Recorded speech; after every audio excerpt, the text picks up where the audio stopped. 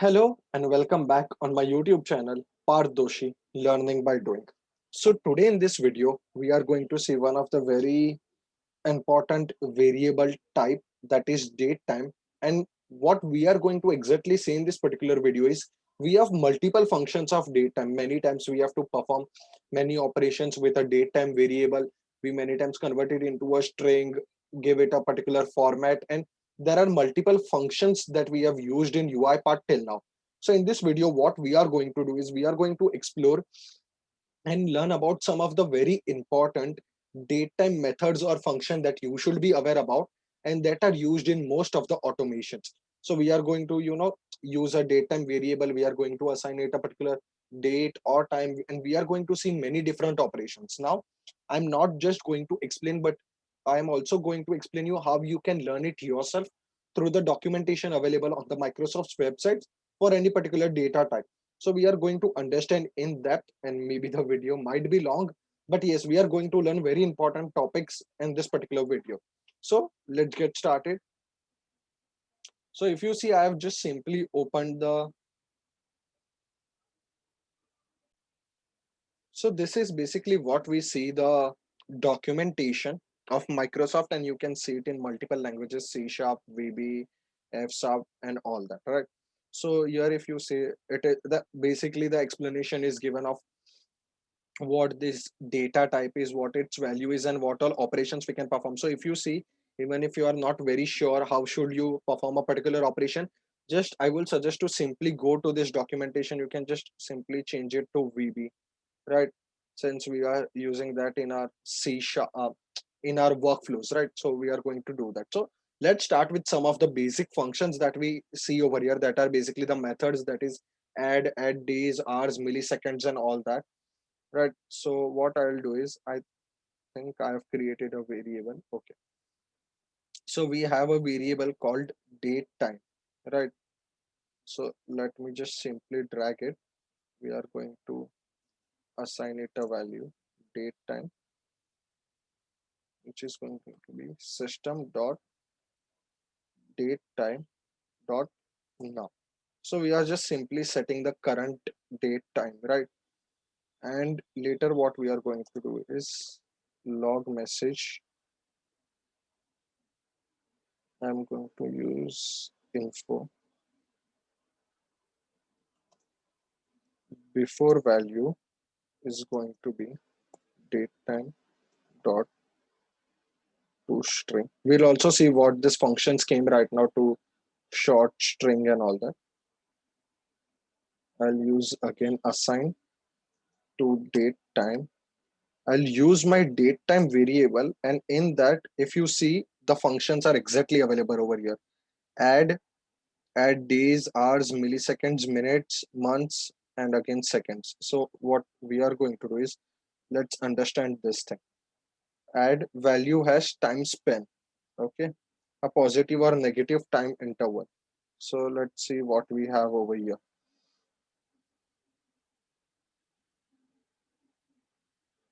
Okay, let's see the documentation in C Sharp. Sometimes it becomes very easy to understand. Duration is going to be this. Okay, so let's copy this and see what value we are going to get over here and assign. Let me put the function at, so control space is the shortcut to get that the values that we saw. Okay, let me click on OK. So we have some errors.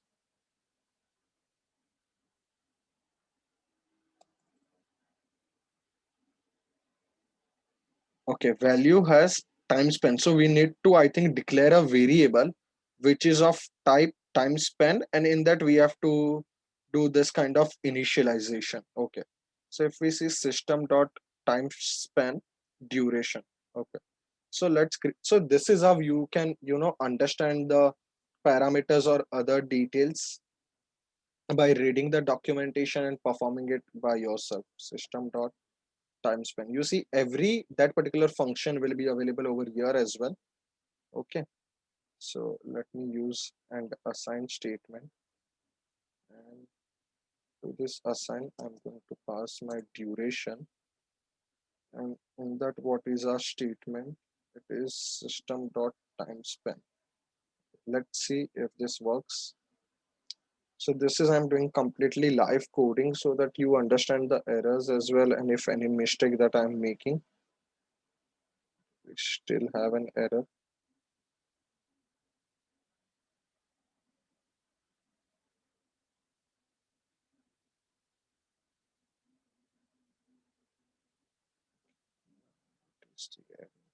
I think it needs to be initialized or something like that.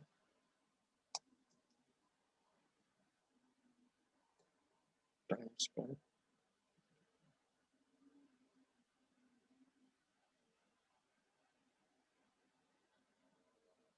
Does this solve our error?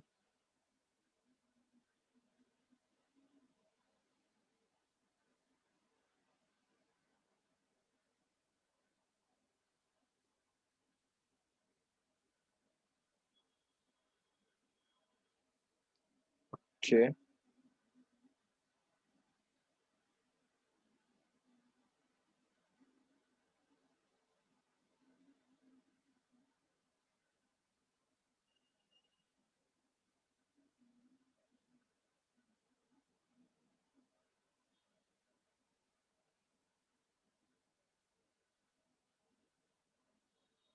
Okay. So you see, it took me a minute or two to understand what exactly I should initialize it with. So basically, what we are doing is we are first initializing our duration variable with the namespace system.timespan, and then we are adding the value. Calculate what day of the week is 36 day from this instance. Okay. So it is used for that particular function. And in this, I'm going to pass my duration. So I should think my error should go. And yes, copy. And I'm going to paste it over here. Let me put after, save, and let's execute and see what is the output we are getting.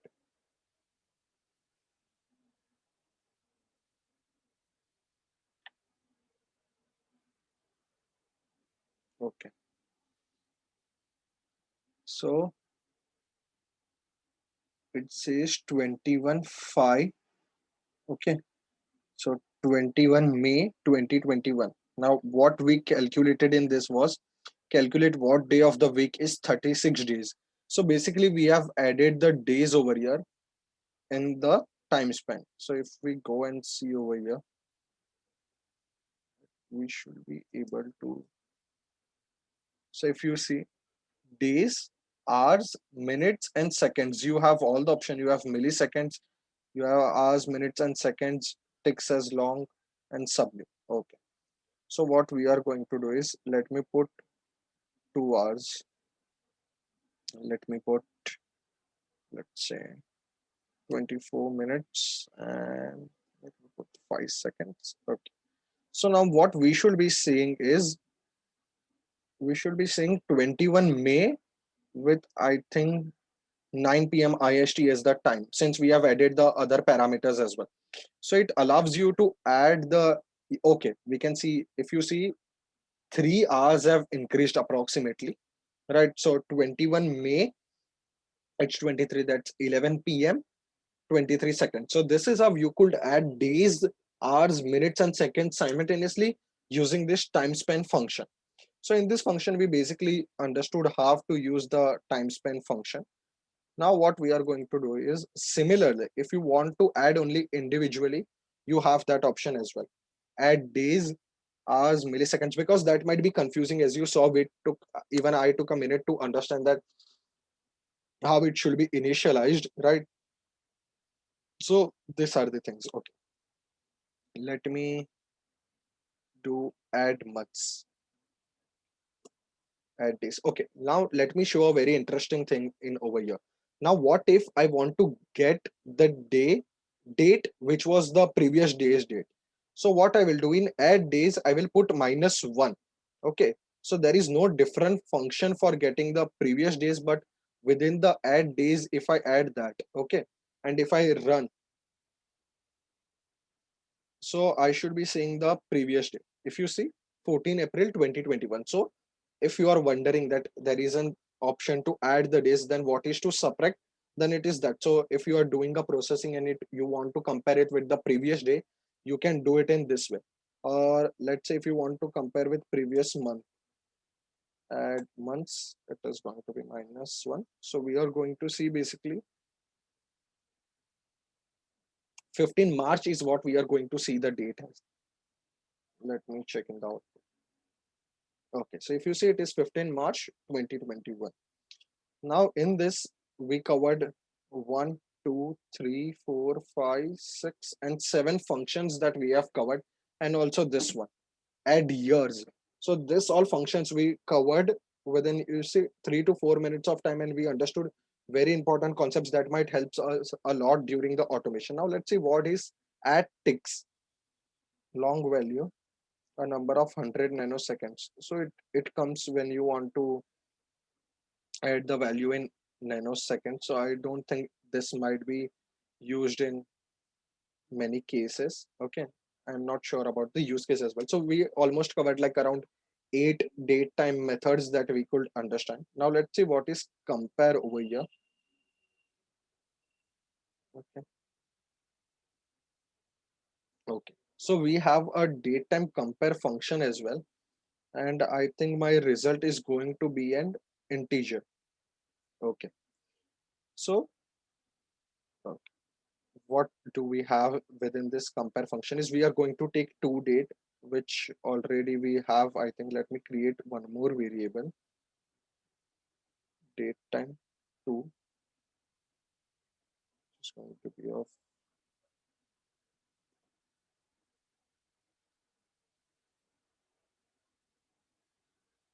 system dot datetime is the variable type, if you're wondering what it is. Okay, so if we get the outcome after comparison that is less than 0, then t1 is earlier than t2. If 0, then both are same. If greater than, t1 is later than t2. Okay. Let's understand these functions. Okay, so what I'm going to do is here we'll use the add days function, and I'm going to take the previous day. Okay, now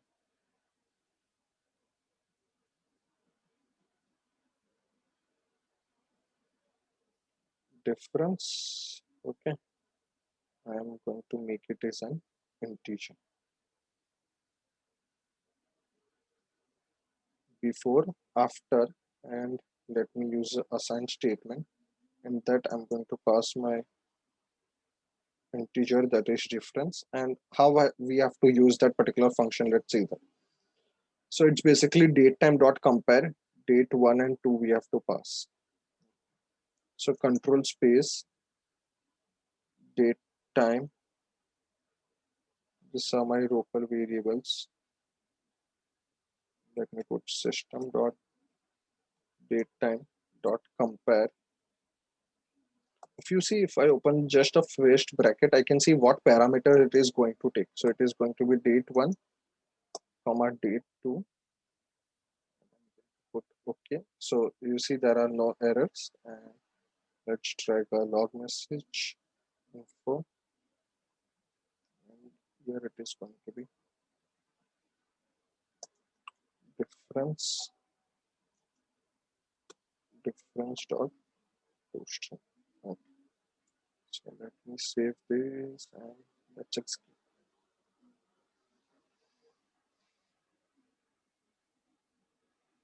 1. Now when does 1 come? When our date is greater. So if you see, our date 1 was 15 April, our date 2 was 14 April. So the difference is 1, that is the date 1 is greater. Now what I'm going to do is in add days, I'm going to put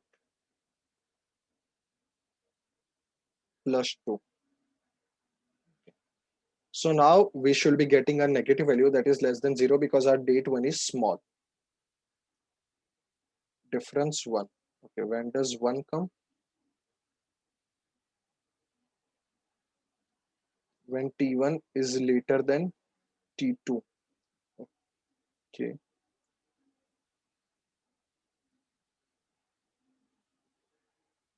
17 April, we still got one. So what we are going to do is,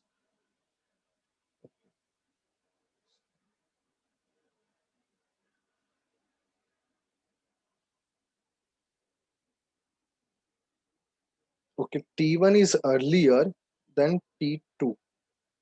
That means our date 1 is earlier than date 2, which is happening over here. So why are we getting this?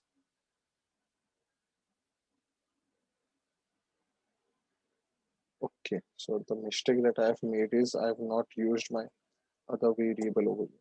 Date time.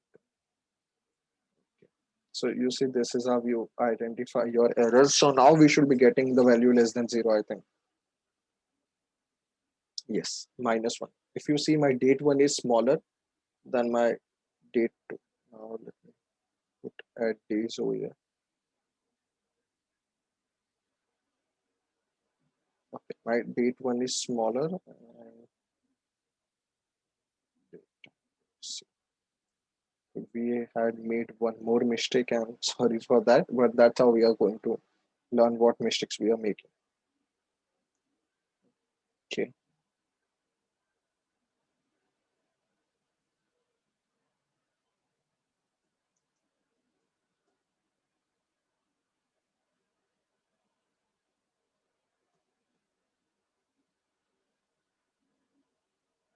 Now, if you see over here, what is the use of this function? It is to short date string.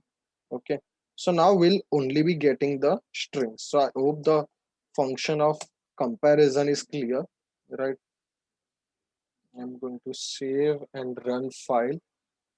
So now as we can see, we'll be getting only the dates and there is no time, right? So this is how our operation is being performed.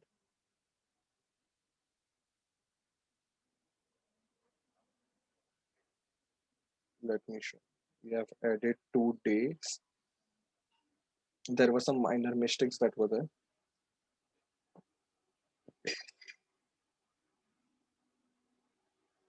So one mistake that we are making is we have not initialized our date time variable.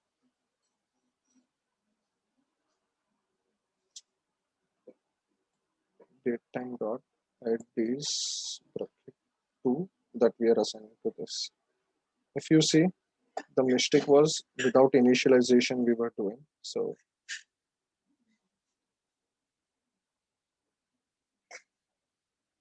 -1. So this is the perfect output that we are talking about. Now let's say if both the dates are same, that is date 1 and date 2 are equal, so we should be getting 0 right now.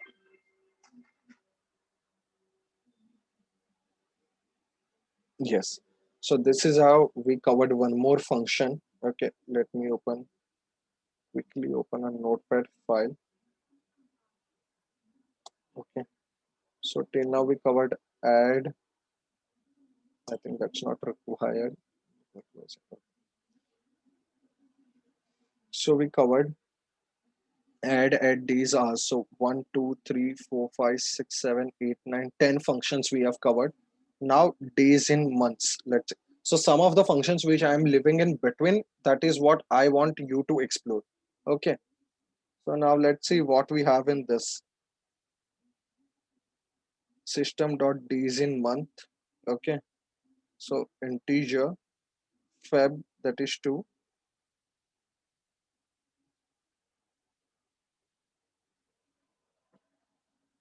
Okay, 2001 and the year July. Let's try this. We have to system dot datetime dot days in month, year as an integer, month as an integer. Okay, so year, let me put 2021, and month as an integer, let's put April itself. So we should be saying 4 as our output. Okay, so now the difference variable should have the value 4. Okay, it should have 30 because there are 30 days in this particular month. So now if you are working on some use case where you have to get the days difference before the month ending, in that case you can use this kind of function, that system dot days in month, the current month you can pass. Okay, and then you can see the difference between the days. If it is less than 15 or something like that, then you can use this kind of function. So this was the 11th function that we understood. Okay, is leap year is a directly function that is available. Let's see what is different in subtract time. Okay, subtract date 2 minus date 1. Okay, let's try this. So again I will add days over here. Add days, let me add 5 days. So now this is if you want to see the date difference. Okay, so let us see what is this function is. Okay, subtract comes in system dot, okay, date 2 dot subtract. So in difference we have date 2 dot subtract of, you know, dot subtract. Okay, value as time span it is asking. Can I provide a date? Yes, value as date. You can provide either a time span or you can provide a date. Time span is what we understood earlier. So let me put okay. Mhm.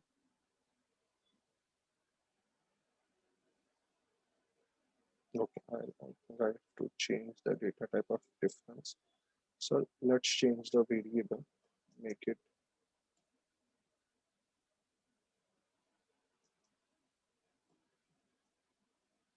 duration dot toast. Let me save. So it gives the output in the time span variable. So let's see what is the difference. 5. Okay, so this is basically 5 days difference is there. That is what we are getting. Your add days was 5. So if you want to get the difference between two dates, we can use this particular subtract function. So I think this was the 11th or 12th function that we saw. Okay, let's see what is two universal time. Two long date and two time string we have, I think, exploded many number of times. So that is not required.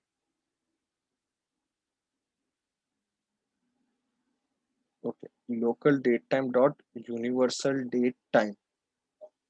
So we have one variable, local date time and universal date time. Both are of type date time. That is, we have already have two variables.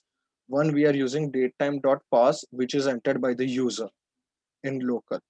So let's use this as our local variable since it is already initialized with the current date time. And in the universal one, we are doing date time dot to universal time. Okay, so in this, let's do date time dot to universal time. And do we have to pass anything? No, that's it, I think. And let me click on OK. So now let's see what is the output and let me remove this. And let me just simply put to string and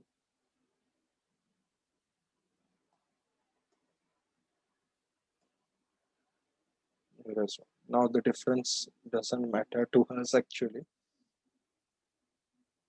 We are just concerned about the previous output that we are getting.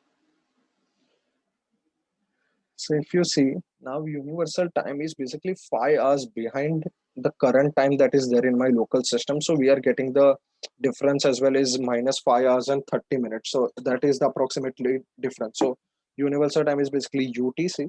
So the difference that we are getting is right now this, right? So I think we have pretty much covered many functions in this video and it has already been a long video. Now what I'll do is I'll keep this till part 1 and later we'll see what other functions are there. So let's keep this video as part 1 since it has been already with a lot of information and there are many things to practice. So you can try out this function. I will add the documentation link in the description. Thank you so much for watching the complete video. I hope you liked the video and learned some useful functions related to the date time data type, and I'm going to make more such videos. So stay tuned and subscribe to my channel and make sure you have pressed the bell icon to get updates of the latest videos. Thank you for watching the complete video.